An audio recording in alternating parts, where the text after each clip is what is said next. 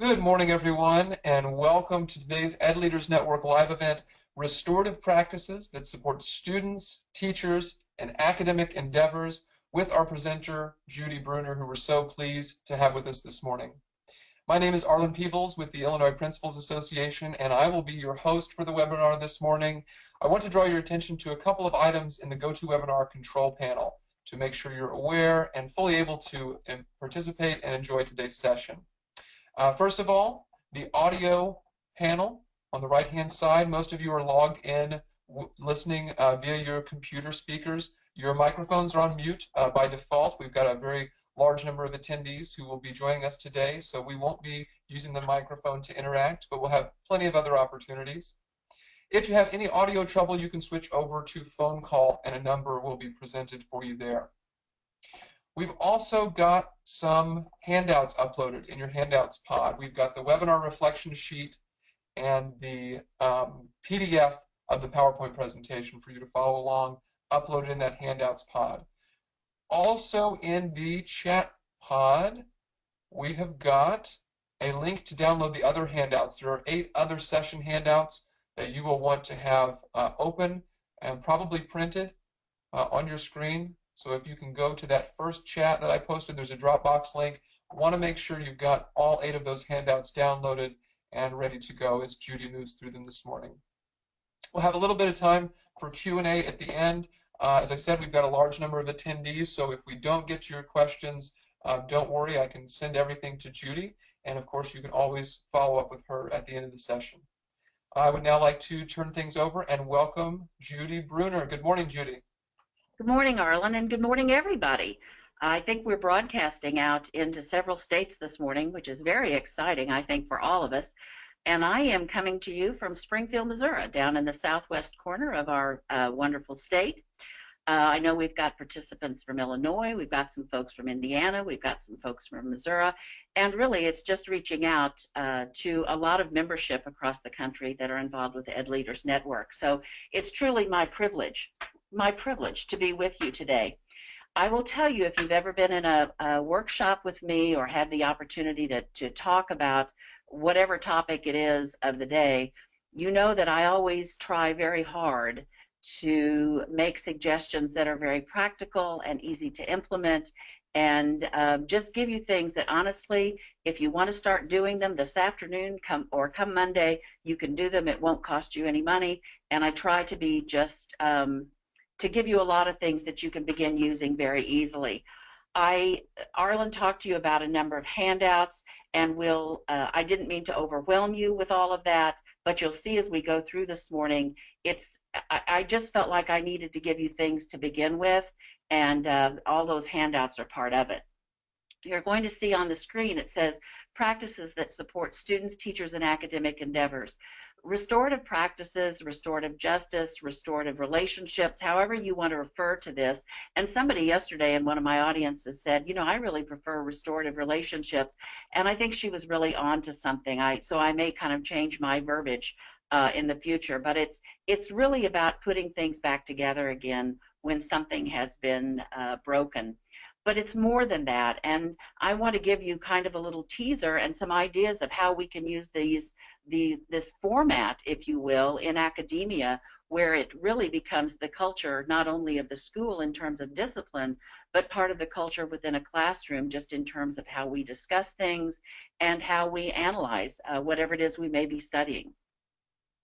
You do have my contact information there, so feel free to contact me at any time. If I don't get to your questions or forward them to Arlen, I'm happy to help. I'd like to see just a little bit of who I have in the audience. Typically, it's going to be administrators because we do this during the school day, but tell me a little bit about you know, what your role is, and Arlen will give me that information, so that kind of helps me frame some of my remarks. All right, Judy, we've got the polls coming in now. We've got about 60% voted. We're at 9% central office administrators, 55% building level administrator, 9% teacher, 15% counselor or social worker, and 12% other. Okay. Well, thank you all very much for giving me that. I'm so glad we have a kind of a mixed group here. That makes it very, very interesting. And I'll try to tailor my remarks accordingly.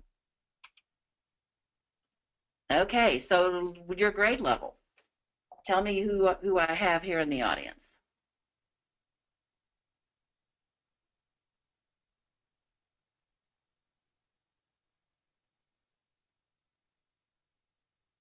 All right, Judy, looks like we've got a good mix of grades here. 21% pre-K, 38% K2, 46% 3 through 5, 54% 6-8, and 41% 9-12. Okay, another good group. Very, very, very good. All right. Well, thank you for giving me that information. All right, again, there's my contact information. You do have a number of handouts, and I didn't mean to overwhelm. I think I said this earlier, but it was just very important that I give you as many things as possible. So as we go through this webinar this morning, I'll be talking about specific handouts and helping you understand how you might want to use them. I always throw a lot of spaghetti out there on the wall, and so you're going to have to decide, using your own lens in terms of the grade levels you're working with, in terms of the resources that you have within your school or within your community, and also just in terms of your own comfort level of how to get started with this or how to move forward. What strands of those spaghetti strands will stick? I will say some things today that people in the audience go, well, yeah, I know that, Judy, and that's fine. There's nothing wrong with being validated. But I will also tell you, I think I'm going to put a few spins on some things that maybe you hadn't considered it quite in that way. And so we'll have a good time. The hour will go very quickly. I always think it's important to be very organized and to be systematic. And so basically we have three things to cover here. What is it? What does it look like, and what works? And there's plenty of information in all three, but in particular I want to emphasize that number 3, what will work, because I think that's probably what people in the audience are most interested in. Well, why are we talking about this today? And I say there on the screen, it just makes sense in terms of the challenges that we're facing. Honestly, it's kind of like the good, the bad, and the ugly out there. But we always want to focus on, what's good. But we do have to deal sometimes in a school setting with some very unfortunate situations. And so we get thrown a lot of curveballs, if you will. So let's talk about how we can work through that and really try to find the win-win in these situations. I've heard it said that, 10% of life is what happens, and 90% of what life is how we respond. And I think that has a whole lot to do with our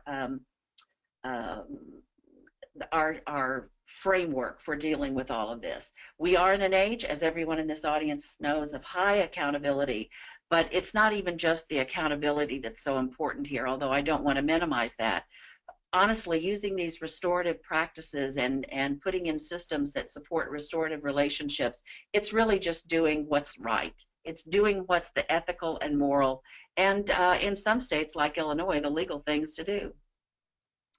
All right, so let's take a look at what it is. I will tell you it started, as you may or may not know, in the justice system many years ago, where we were looking for alternatives to long-term prison sentences and how can we, combat the recidivism or people going to prison, being released, coming back.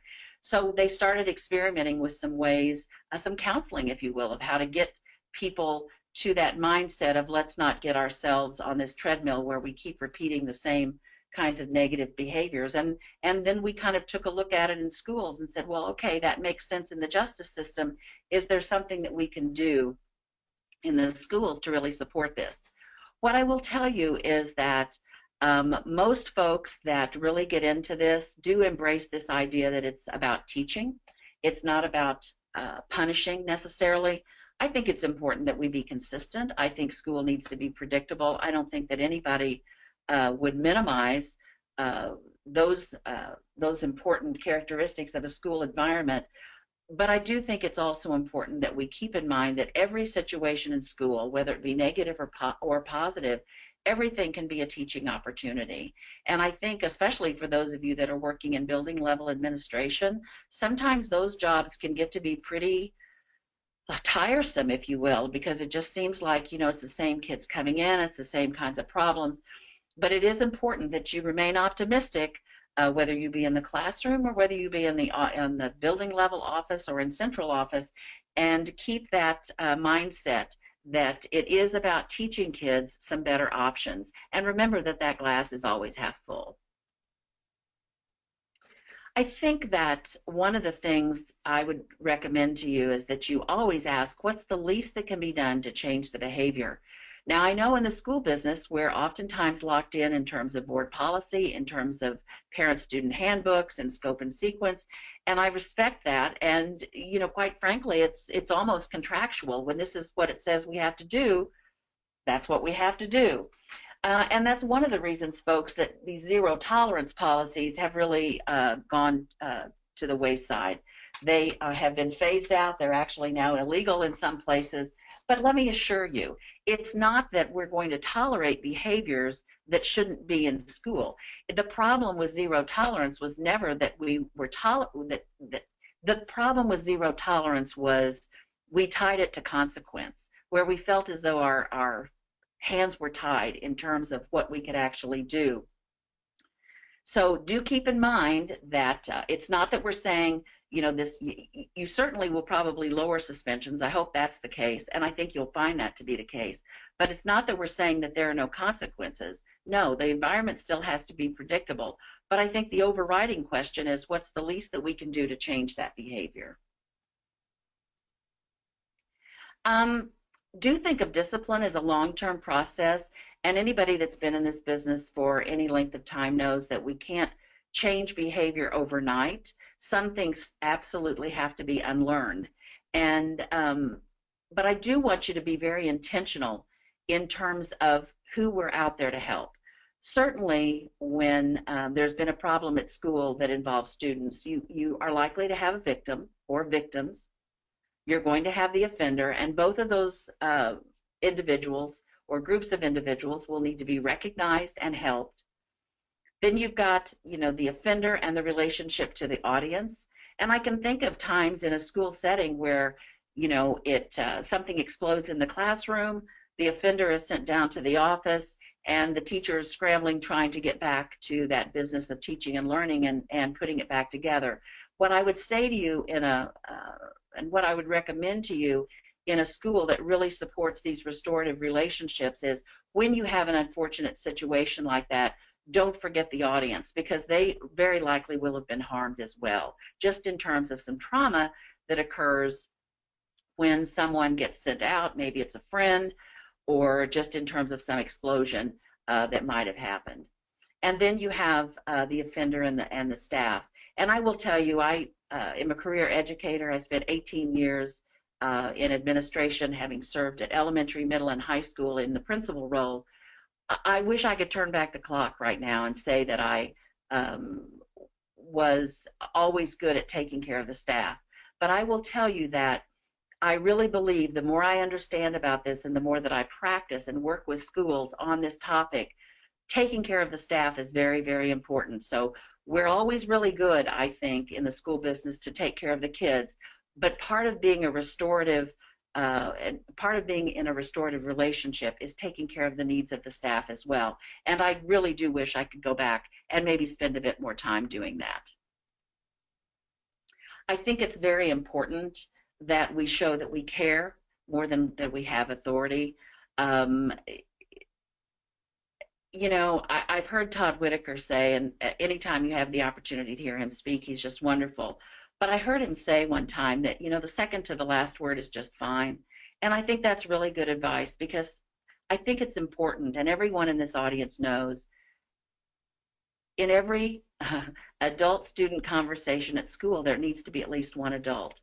So let's remember to show our caring side more than just the fact that we have the power, if you will, and that we're the person in authority. Everybody already knows that. The kids know that, the parents know that, and we understand it. So it's important sometimes to just listen very carefully to what people have to say.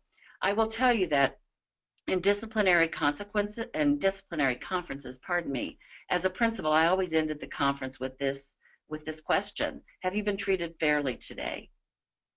Now, if I had a young person or a student say to me, no, I haven't been, then that was my cue to listen some more. It was not my cue to go down through 15 more reasons of why they'd been treated fairly. What that said to me is, Judy, it's now time to really listen again to what they have to say, and maybe even take some notes. So it is important that everybody perceive that he or she has been treated fairly, and that's staff, that's kids, that's parents, anyone involved in the situation. A sense of fairness is very, very important. And are we all going to agree? No.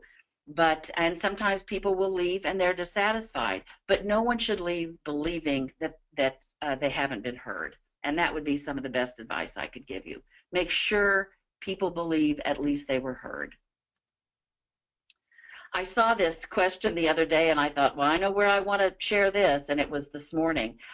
Where do we ever get the crazy idea that to make people do better, we first have to make them feel worse? It's very important that we do see things in a win-win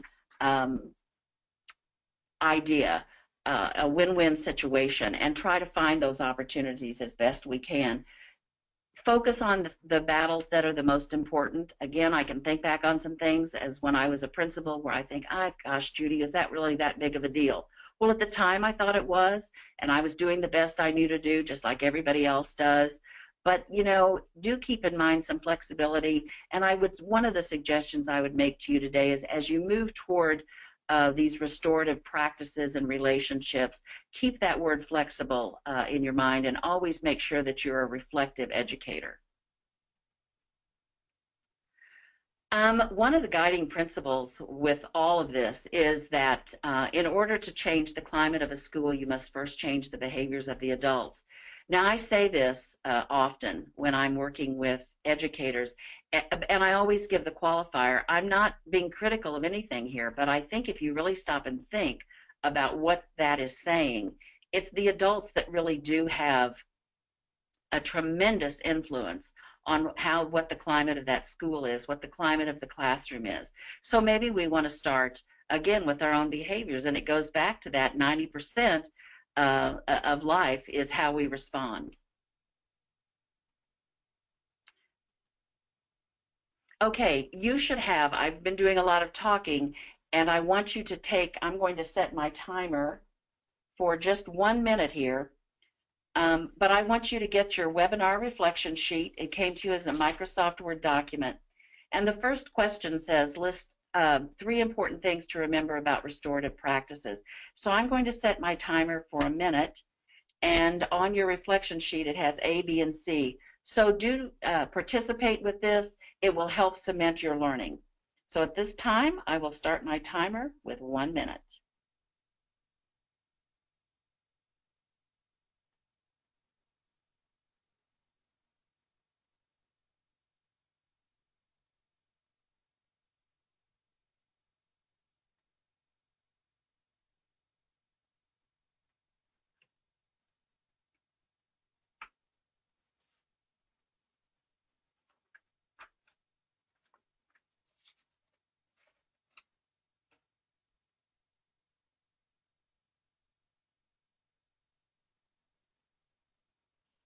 "25 seconds remaining.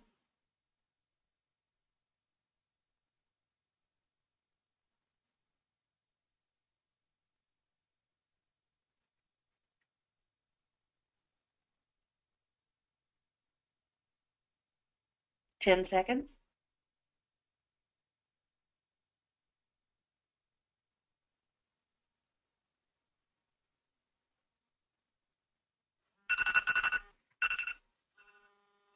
Okay, time is up there.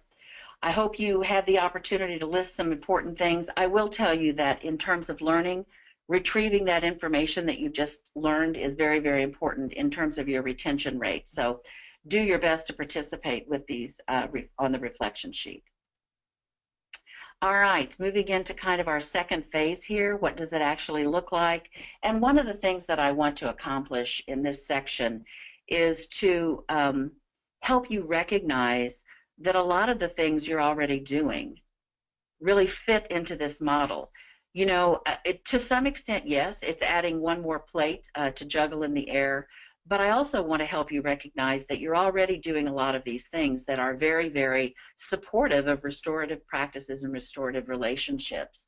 If you're using PBIS, if you're using Love and Logic, if you're using character education, if you have a formalized bullying prevention program, all of those things fit very, very well into this. So within this section, I want to try to help demystify and eliminate or at least reduce some of your concerns. I thought we'd start with kind of a contrast between the traditional classroom or school and a restorative classroom or school. Well, in a traditional setting, the one that I worked in most of the time, you have rules and you have expectations, and when they're violated, then there's a consequence for that.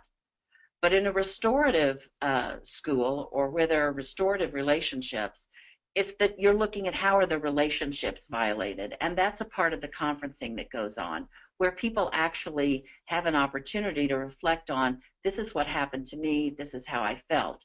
And I'm going to give you some specific examples of that here a little later in the presentation. But you've got the traditional, the rules are violated, but in restorative schools and relationships, we're thinking in terms of how was the relationship, how bothered, how did it make me feel?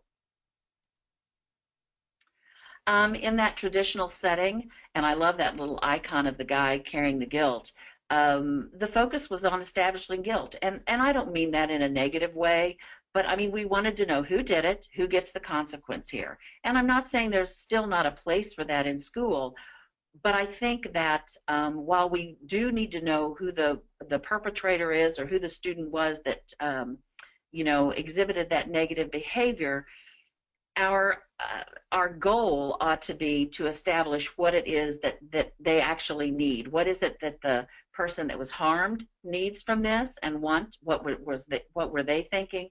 And then for those that were actually hurt, what wants do they have and what needs do they have? And again, don't forget the staff, and that's the area where I wish I could go back and do a little better job of. In the more traditional setting, the accountability was defined by the punishment, and there were consequences. And I'm not going to say to you that there aren't consequences in a restorative a school that uses restorative practices, because indeed there are. But it could be, depending upon how you put it in motion, that consequences can have a bit more flexibility when kids actually buy into helping to repair the relationship piece. And maybe the consequence isn't quite as much if they participate very willingly and very sincerely in a restorative conference. But again, those are the decisions that have to be made. Accountability in a restorative school would be defined by the effect of the harm and how it's actually going to be repaired. And everybody has a stake in it, and everybody needs to be heard. In the traditional, we were focusing more on rules, and there's nothing wrong with being consistent with that and helping kids understand this is the way we do things around here.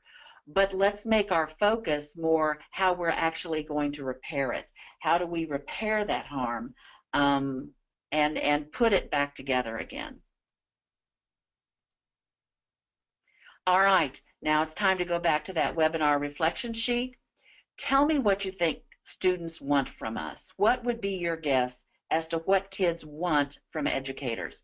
And you can speak to that from your role in central office. You can speak to it from your role as a building administrator, teacher, counselor. What do you think kids want from you? I'm going to set my timer for 1 minute.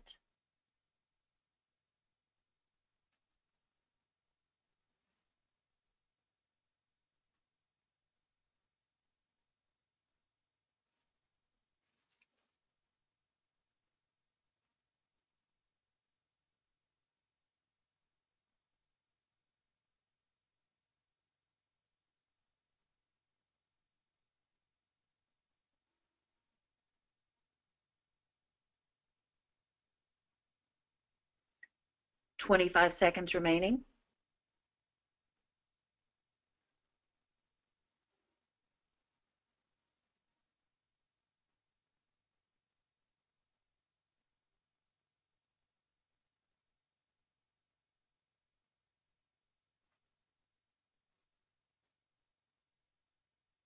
5 seconds.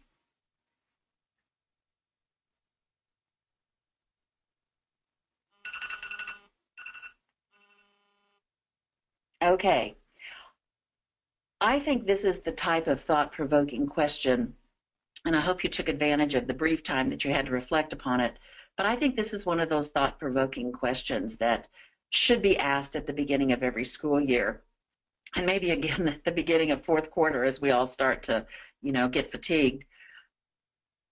But educators really do know what kids want, and I suspect if we had a way of looking at your reflection sheets this morning, we'd have very similar things on there. But I will tell you, as we think about what it is that kids want from us, on your list, if you looked at that thinking of yourself, there's probably nothing on there that kids want from us that you don't want from your direct supervisor. If you're a teacher, those are probably the things you want from your building administrator. If you're a building administrator, those are probably very similar to what you want from the central office. And if you're in the central office role, that's probably what you want from your school board. I mean, so do keep in mind that kids aren't asking anything from us that we wouldn't want for ourselves. I will tell you, when you look at some of the research that's out there in terms of what really matters and what kids want, they want us to be consistent. They want us to be trustworthy. These things were probably on your list. They want us to have interesting lessons. Can you hardly blame them? They want us to like teaching. They want us to like what we do. I think one of the questions that it's always interesting to ask is, how would you demonstrate that you have high expectations for yourself? How would you do that? How would you show kids, I have high expectations for myself, therefore I have high expectations for you as well? Kids want to know that we really like what we're doing, and there are different ways we can communicate that. In my role now at Missouri State University, I supervise a lot of student teachers, and I said to a young man the other day, he's doing his student teaching in a middle school science class, and I said, Dylan, do you like science? He said, sure. I said, do you just love science? He goes, I really like it a lot. And I said, how would your students know that? How would they know that that's you? And I think that's a question maybe all of us can think on and reflect upon. If we like what we're doing, and I hope you do, I love what I'm doing. I mean, my opportunity today is wonderful. But how would people that we're around, how would people that we are out here to help in terms of a school building, how would they know that's us? Remember, the kids aren't asking anything from us that we don't want from them. I will tell you, I ran into something not long ago in terms of some more data on what kids want. They want us to be consistently positive. They want us to have a growth mindset. They didn't use that term, but that's what they described. They want us to be purposeful with our teaching, and they want us to be sensitive to their needs. Again, nothing that we don't want from our boss. It's very, very important in a restorative school that respect is really the centerpiece of what we're doing. And someone said to me one day, Judy, these kids are going to have to earn my respect. And while I didn't want to argue with someone in the audience, I was really kind of disheartened by that, because I thought to myself, we should respect the kids just because they're human, because they're here to learn. There has to be that underlying feeling of mutual respect. You can't wait till people deserve it. I mean, I don't even know how I do that anyway. I mean, how does somebody prove that they deserve my respect? I don't even know what that would look like. So just make sure that that's an underlying theme. And if you have a school mission statement, to me, that's a word that ought to be in there.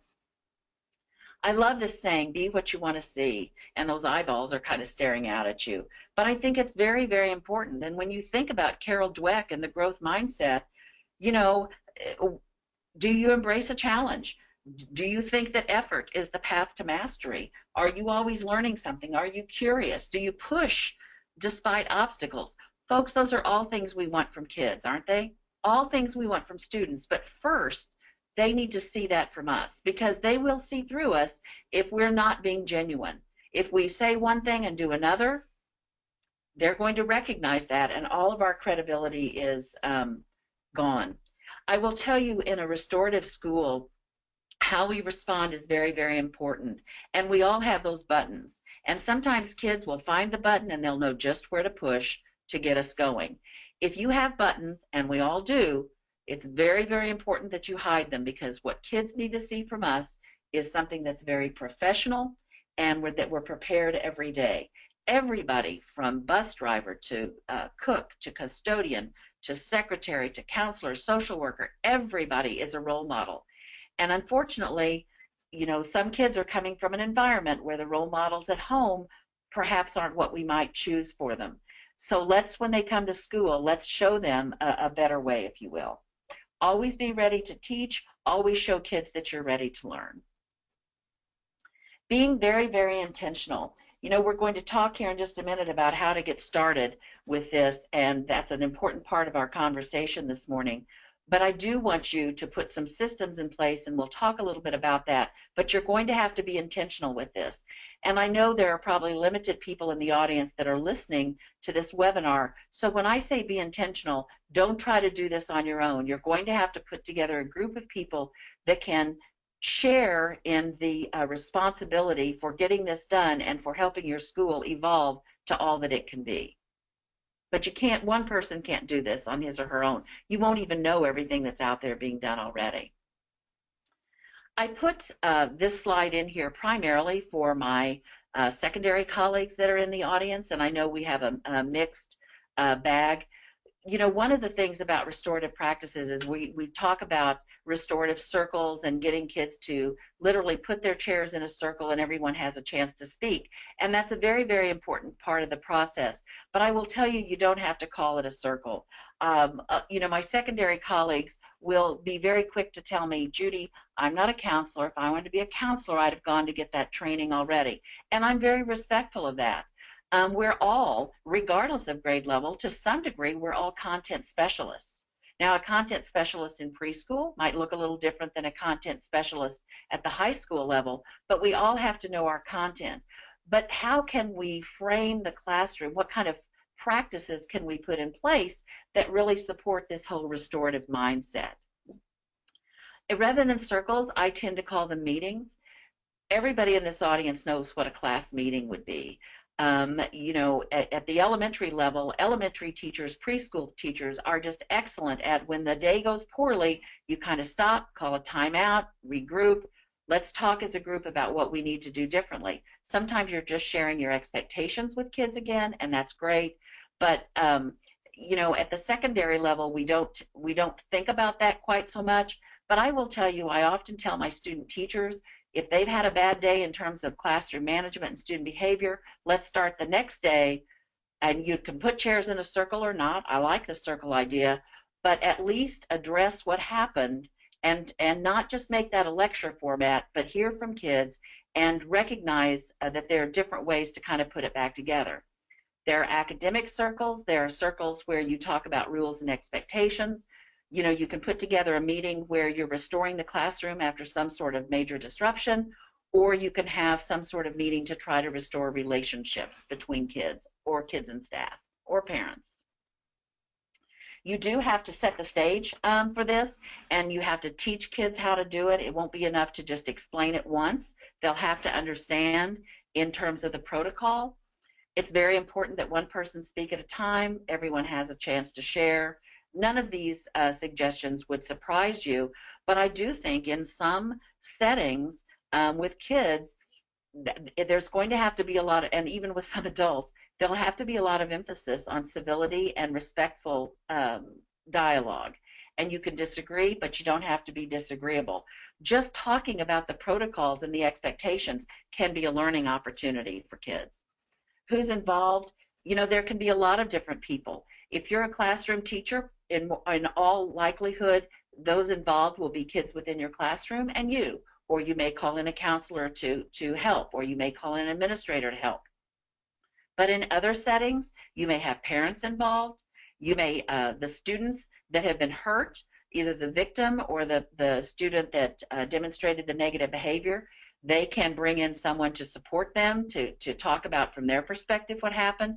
There's nothing wrong with that. There are all sorts of different ways of involving people. There's not just one way to kind of solve this problem. I will say this, and I want you to take this very seriously. I never recommend one of these circles, if you will, when it's a bully-victim relationship, because when that is in play, the victim continues to feel victimized. Now, doesn't mean that you don't ask some of these questions I'm going to share with you, but I wouldn't put the bully and the victim together.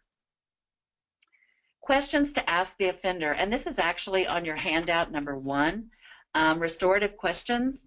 And I will tell you that all the training that I've been to and in all of my experience using these questions, it's important that each question be asked. Even if you think some of the answers have maybe already addressed some of the question, I still think there's real power in going back and asking directly. What happened? What were you thinking of at the time? What have you thought about since? And so on and so forth. And I will tell you, so often, especially down in the office or even in the classroom, because things are happening quickly, we stop at what happened. There are more ideas. For the sake of time, I won't go through each of these, but look at how it's important and how each question is very systematic and how it probes a little more deeply. I will tell you, if I'm an administrator and I'm handling discipline in a school building, I'm going to have this handout 1 either on a card or on my desk so that I make sure each of those questions get asked. And then it's important that we listen. Judy, quick question from the audience here. Wanting you to repeat the last thing you said, the warning about further victimizing the victim. Oh, in terms of the bullying, putting the bully and the victim together? Is that what you're asking? Yes. Okay, that's a good question. And I will tell you that, you know, sometimes people will say to me, well, Judy, I've put bullies and victims together and I've had some success.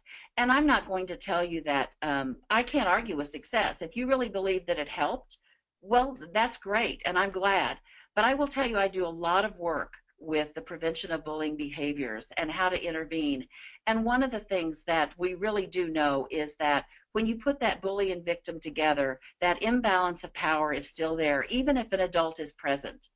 And so I would encourage you to think about a time when maybe you have been intimidated, and then all of a sudden, years later, you see that person that had that kind of power over you and how those feelings quickly come back.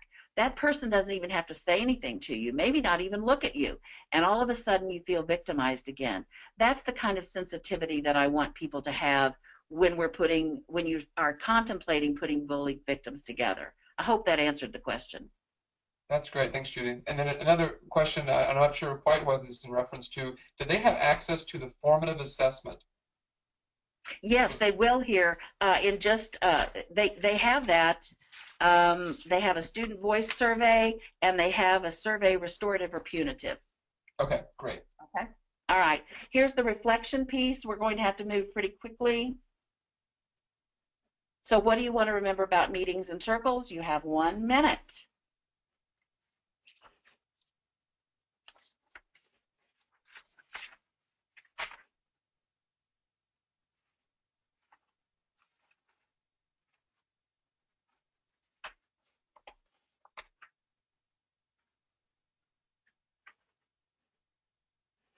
$35 seconds remaining.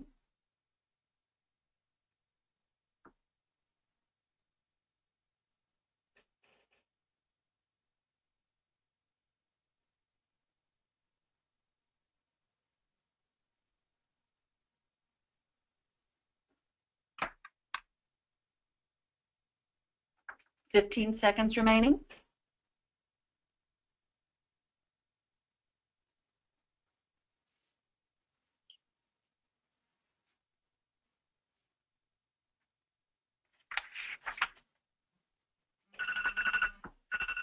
Okay.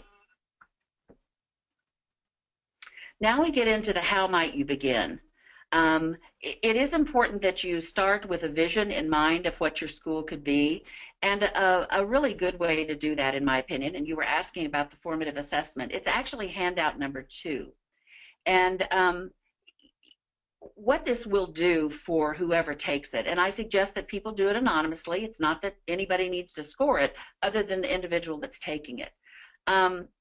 But the discussion that occurs will give you, if you're leading the school in that direction, it will give you an idea of what people are actually thinking.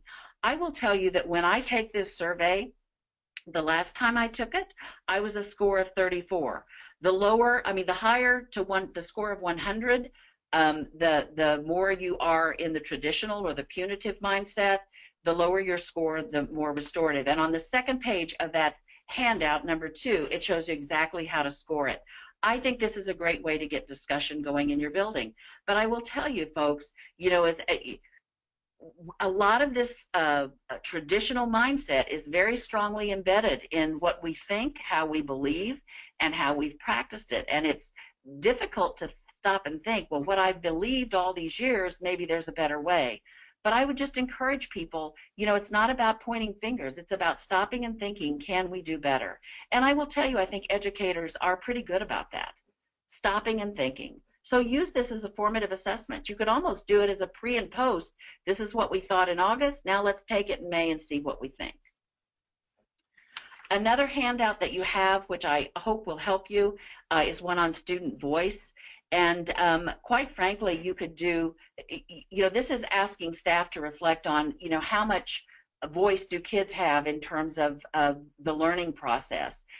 But I will tell you, you could so easily take those questions on that handout or those statements and turn them into surveying kids, what kids actually think their voice is and who's being heard. In fact, that's probably one that I ought to put together. I just haven't had the time to do it. But I will tell you, for those of you in the listening audience, you have this handout of statements 1, 2, 5, 7, 8, 13, 15. All of those could be easily turned into student questions where you're really trying to get into what do they believe. And I will tell you, in a restorative school, student opinion is very, very important. Student voice is very important. One of the easier things in terms of getting started, I think, is what we call enhanced in-school suspension. Back in the good old days, and they weren't all that great, quite frankly, we put kids in in-school suspension. They were expected to sit there, wait on a packet of work. Nobody was providing any help. But when we're going to enhance that, if our purpose is to really help the kids succeed academically and in life, what do we need to do in that in-school suspension room, should kids get to that point, that will be supportive? Well, they need some academic support. So coach your in-school suspension teacher into how to help them and become a tutor in a variety of subjects. Counselors, I think that when kids are in school suspension, I think they need to go on your tickler calendar to touch base with them. You could either go down during the day and visit. Again, let them know that you're there to help. It's not no man's land down there. They're not on some desert island. They're down there waiting to be helped, and I think that's the way we need to look at it. It's a good time for kids to do reflective essays, and I'm going to give you some examples of that. And there's nothing wrong with making a behavioral contract a part of that experience so as to not have that repetition of behavior. And I did not provide a behavioral contract for you in today's webinar, but there are lots of them online that you can find. Handout number 4, reflective journal prompts. We have some prompts here that we'll take a look at, but you also have it in a Microsoft Word document. And what we're really trying to get kids to do is to take responsibility for their own behavior and how they got themselves into this pickle, if you will. So, sometimes student reflection can be verbal. Sometimes it can be in writing. You see there, I note reflective essay. It could be a note of apology. I'm not big on making kids apologize unless they really believe that's what they need to do. Now, quite frankly, that's oftentimes a part of a restorative conference where people really recognize how their behavior impacted others and the negative consequences of that. And if an apology bubbles up, that's great. But I'm not big on making kids write a note of apology when they don't believe it's warranted. Hopefully we can get them there in their thinking, but not always. You can talk to kids about what makes a choice responsible or irresponsible, and you can think in terms of their behavior. Can you give examples of choice? All of these questions, folks, are on that handout number 4, so I don't have to go over it with you. I think kids need to be reminded, teachers, everybody, all of us need to be reminded that all of our behavior impacts other people. So, a simple question, or what are some things you can do to have a positive impact on others? That's a question you could ask at a staff meeting. What are some things that you could do in your role as teacher, counselor, social worker, principal that could have a positive impact on others? Again, it's not so much that people have the outline of what I'm going to do, but it's encouraging that critical thinking and encouraging that self-reflection. That's why I called it the reflection handout. What choices have you made recently that had important consequences, positive or negative? And then I love this question: when you act out of anger or fear, what are you likely to regret later? And I think we can all think of times when we've mishandled that, even as adults. But again, all of these things, folks, are on that Microsoft Word handout. You won't have to try to recreate this from your PowerPoint. I like that question: what helps you stay on task? That would be a good question for a class meeting. This I'm in control think sheet, very, very important. And again, you have this, it's handout number 5 in your Microsoft Word documents that Arlen sent out to you. Examples of when I'm in control, explain what happened, I'm not in control when, and so on and so forth. But again, I don't need to read those to you. You have it in a handout. Just copy them and use it. I love this option. And I think sometimes we look at this and think, oh, that's very elementary. And indeed, it has some elementary overtones to it, but I would remind you of the work of Robert Marzano and the importance of non-linguistic representations. Sometimes when kids can just draw or write, you give them a choice, but that drawing piece can be very, very powerful in terms of reflection. And do emphasize, especially with older kids, if they decide to draw, that you'll ask them to explain the drawing to you. It's not that you're, grading their artistic ability, but can they, after they draw it, explain to you what they were thinking? Think how powerful that would be in terms of reflection. Handout number 6, I think student voice is very, very important. I've listed 35 different ways, and I actually took this from a book entitled Student Voice, Instrument of Change, and that's noted on the handout. You don't have to write that down. 35 different ways that these authors thought that kids could have voice. And so what I would encourage you to do is take this handout, look it over, think in terms of your grade levels, who you're working with, and pose it out to staff. What could we do better in terms of voice? Ask kids, how could we enhance your voice in terms of what goes on here at school? Very, very important that people believe they're being heard. A cool off period, and I will tell you, I think we all need that from time to time, don't we? Here on handout number 7, and you have it in your PowerPoint, but you can see you have it on a Microsoft Word document, questions for cooling down. What was the first thing that got to me? What did I feel like doing? What did I do? How did I try to control myself or not? It just kind of depends. What else might I have done? I think that's a very, very powerful question. But again, maybe that's something that as kids are thinking they've been sent down to the office, there's been an explosion. Maybe this is what, rather than filling out a student statement form, maybe this is part of that student statement form that really requires them to really think about consequences of their behavior and how it impacted others, but also to explain to you, what was going on in his or her head at the time. Very, very powerful. And then I love that last question: what will I do next time? Here's my second regret from the principalship that I'll share with you this morning, and boy, do I think this is important.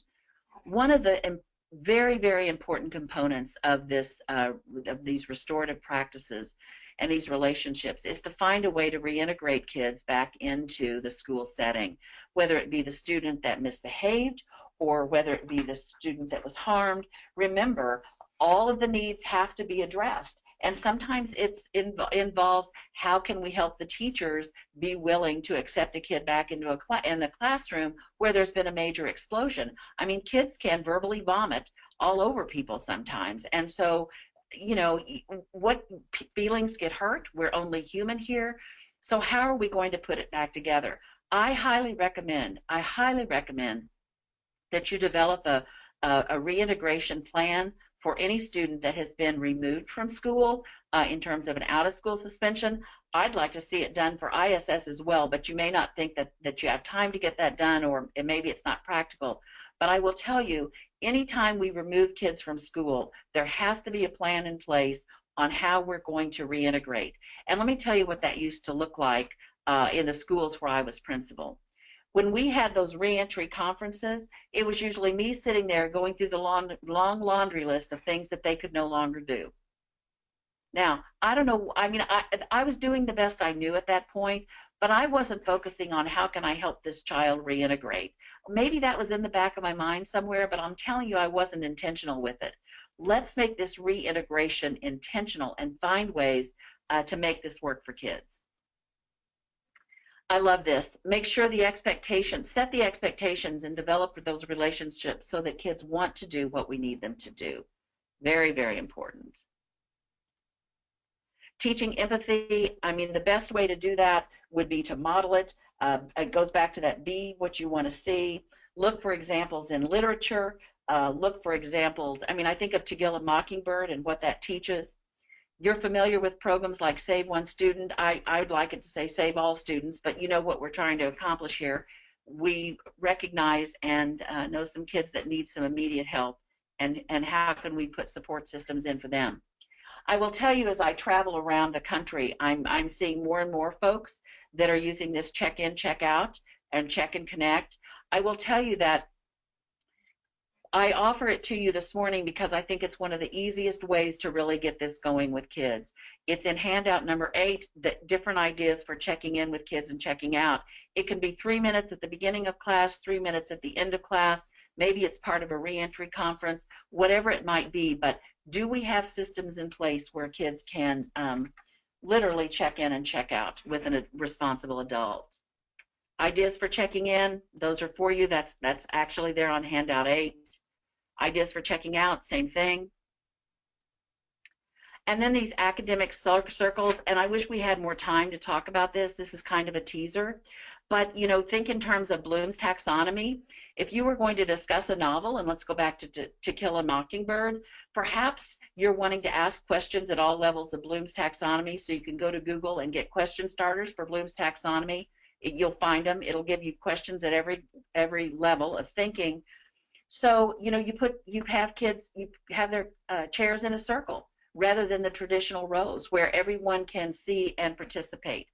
I do give, in my meetings like that, I usually give kids the opportunity to pass if they want to. But here you have, you know, can you clarify? That's understand. How are characters similar or different? And then I just tried to give you some examples of questions at the different levels of Bloom's. But, you know, I can think of topics in science where this would work very well. I can think of a lot of history lessons where this would work very well. Civics, government, the election. I mean, again, we'll have to talk about civility and being respectful, and sometimes emotions get pretty high, but just simply putting them in a circle sometimes can kind of lower that. And I like to give people a talking piece where they pass it around, and when they're holding that piece, it's whatever the object is, it's their turn to talk. Okay, we're kind of winding down here. Arlen, rather than for them to reflect on that, perhaps we want to open it up to questions. I fear I didn't give enough time for that. No, that's great. Thank you so much, Judy. I think we've got enough time here. We've got a few questions that have already come in. And okay.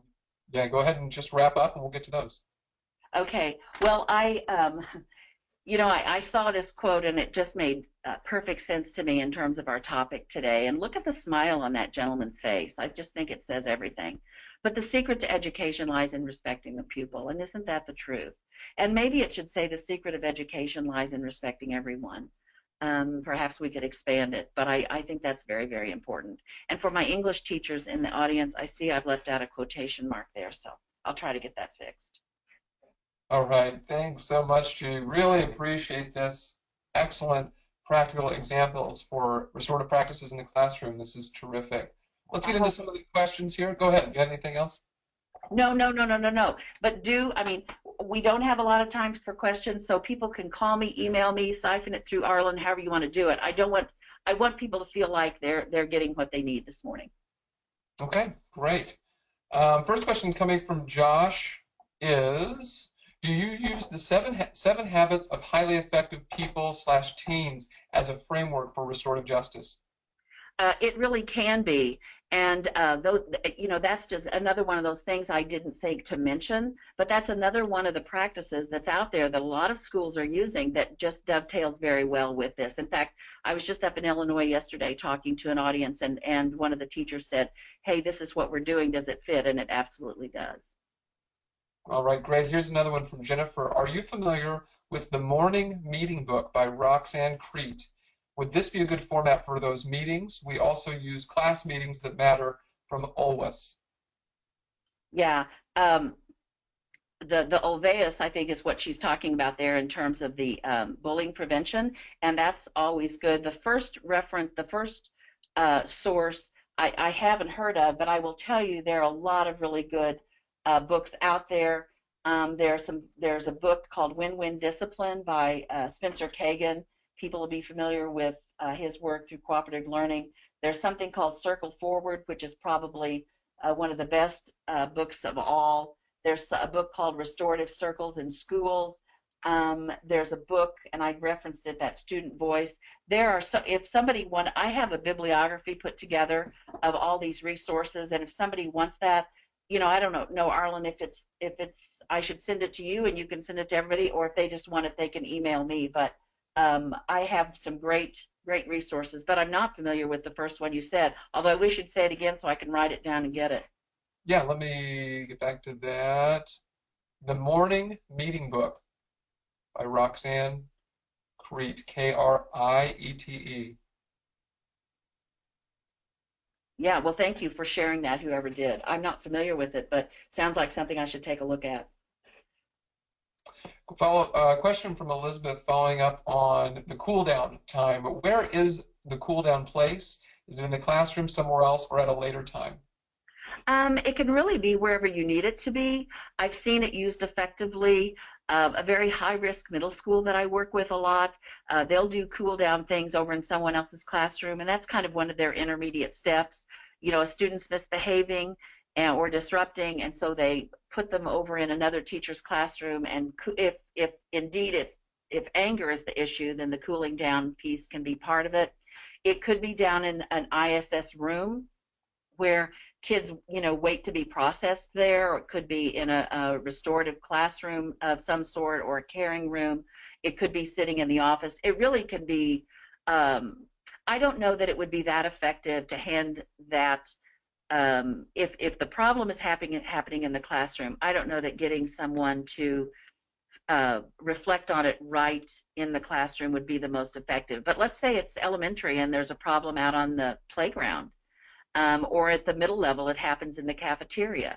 If you think that you have the kind of relationship with the young person where, your classroom is the safest place for them to really kind of regroup, then yeah, there'd be nothing wrong with doing it there, filling it out. There'd be nothing wrong with sending them to the counselor to get some support. It's really just kind of what makes sense in terms of your grade level or in terms of your own environment.